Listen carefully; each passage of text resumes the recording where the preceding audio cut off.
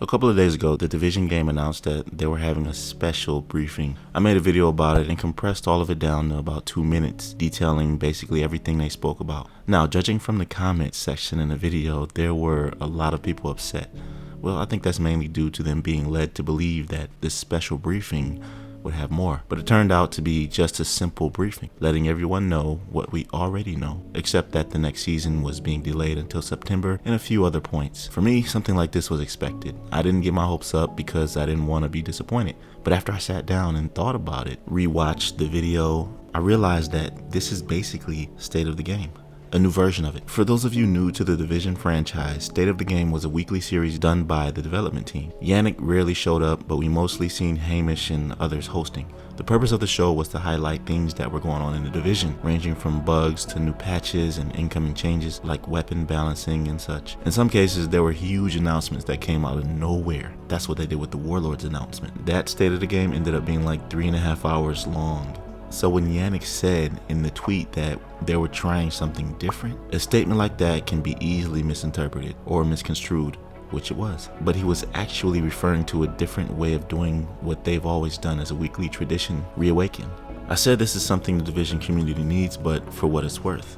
For those of us who have always played this game and stayed updated with the progress, we know what's up. We know that Massive is working on multiple separate titles due to release a little later in the future. So the company is spread very thin and only have a small team dedicated to what's left of the Division 2. That's a reality. We're coming up on year 5 of this installment. That's a very long time without something new.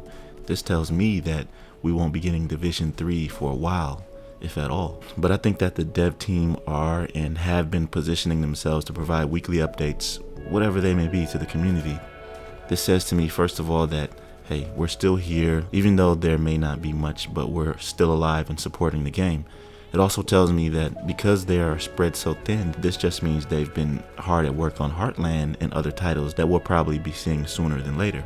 You know, this game is pretty redundant at this point, and I've been working on other projects while casually covering the Division 2, so I could appreciate these briefings until there is in fact some real new content, or there's some crazy huge announcement that they make.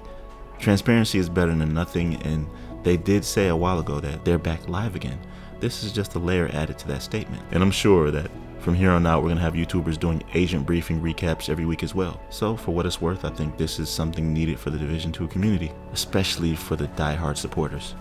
Tell me what you think of this down below. I'd love to hear your perspective, and until I see you in my next video, be right out.